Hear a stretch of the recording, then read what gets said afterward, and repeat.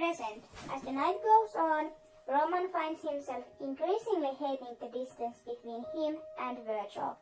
Even though he can see him, something in Roman's chest aches to physically touch him, to slip his hand into Virgil's and never let go. To wrap his arms around him, grasp him against his chest in a hug, breathe in the scent of his hair. The ache weighs increasingly heavier throughout the night.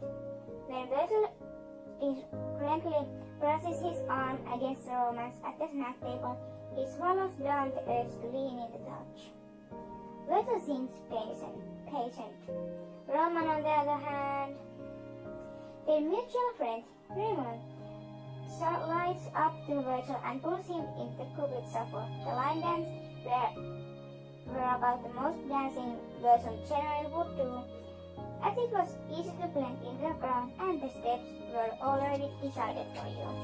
Virgil seems to materialize beside Roman as he watches his classmates dance. You okay, kiddo? Roman jumps slightly before recovering. Yeah, I'm good, Pat.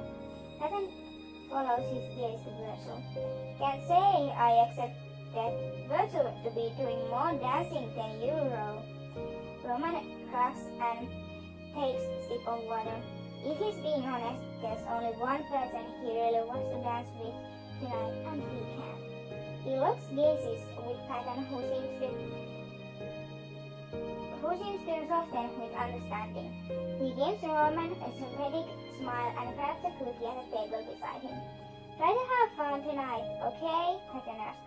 Be yourself. If you can do that, things will feel okay in one way or another. Be yourself, Roman thinks dryly. Right. Way to make it sound easy, Pat. The song comes to an end and Virgil lingers on the outskirts of the dance floor, chatting idly with Raymond.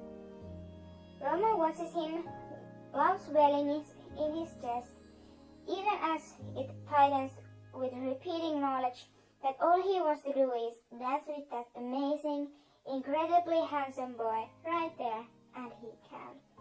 Roman remembers vividly the first time they said I love you to one another. July, before senior year. It had become almost tradition for the four boys to play some kind of board game or card game to pass time between school ending and the start of opening night for the musical. For this time, the summer show was The Music Man, and the board game at their disposal was Catan. They found a quiet corner of the otherwise deserted library. Even the librarian had gone home after getting some summer work done, having particular fondness for these four boys and electing to trust them to not wreak too much havoc.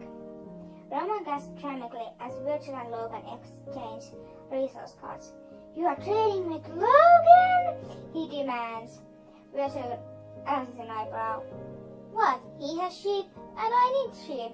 I have sheep and I need a wheat which I know you have, Roman argues, his tone more teasing than actually angry. Roman adjusts the frame of his glasses. Roman, you are still in the lead given that you have the longest road. It was well-calculated strategic move to avoid trading with you, especially when you are only 2 victory points away from winning. I'll trade with you when it's moment, Patton offers. Do you have wheat? Roman bleats. Patton scratches the back of his neck. No, I have lots of brick though. I believe it's still my turn. Virgil cuts him. Roman, if you have food, I can give you wheat. I can give you sheep. I already got sheep from Logan. Roman says, I can give you 2 sheep. Patton bites back a smile. He said, sheepishly. Logan groans as Patton giggles to himself at his own joke. Virgil looks thoughtfully at his cards, ignoring the pun, then across the table at Roman. You really don't have any wood? I'll give you 3 sheep. I'm drowning in sheep. All I want is 1 wheat bird. Roman flutters his eyelashes. Come on, just for me. Are you actually flirting with your boyfriend right now? Just so he'll give you a resource? Logan asked Roman incredulously. Faintly armed at the potential for Roman to win, Logan turned to Virgil. I strongly encourage you to turn Telford down. The feat will permit him to draw another development card. I already strongly suspect that one he has yet to reveal is a victory point. Roman scowls at insinuation precisely because Logan is entirely correct. But allowing him to draw another could generate him largest army and thereby win the game. The corner of Virgil's mouth cracks upwards in amusement at Logan's despair. Relax, Lou, I'm not gonna trade him. Logan relaxes back in his chair because I'm gonna build some things. In flurry of card and piece movement, Virgil shifts things around the board. I'm gonna build 2 cities here and settlement here in the middle of Roman's road, thereby blocking it. With focused smirk that made Roman flush slightly, Virgil took Roman's longest road card and placed it in front of himself. With his road interrupted in the middle, Virgil now had a longer road than Roman did.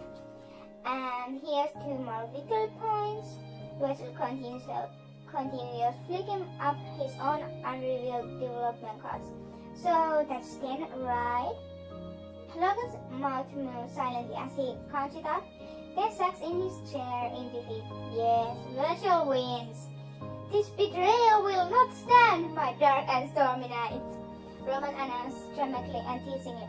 I will not soon forget this painful twist of knife. I will hold this crutch to my dying breath. Mark my words. Love you too, Prinxiety.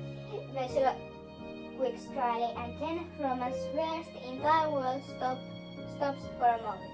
Did he really just say? Did Virgil just say he loves me? The words repeat in Roman's mind a few times over. Virgil had never said that before. Ever. Roman can feel his face heating up, his thoughts tipping over themselves.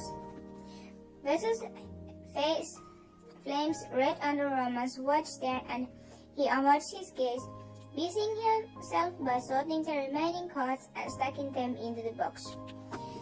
Virgil just said he loves you, Roman thinks again. He blinks a few times and starts assisting with putting the game away. Did he even mean it? Virgil had never said it before, even in that half-teasing way he had just now, but he had sounded like he was teasing. So did Virgil really mean it?